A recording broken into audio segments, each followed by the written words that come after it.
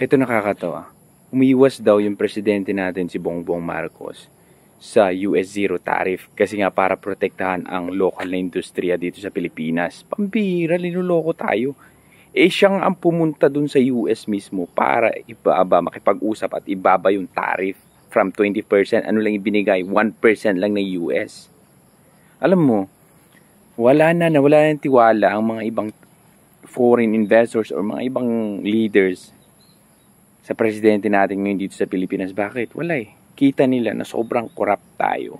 Kaya ayan, hindi tayo nakatanggap o hindi tayo nasali. Tatlo lang. Tatlo lang. Ibig sabihin yung ibang bansa din, umiwas din. Hindi. Pinipili lang nila yan.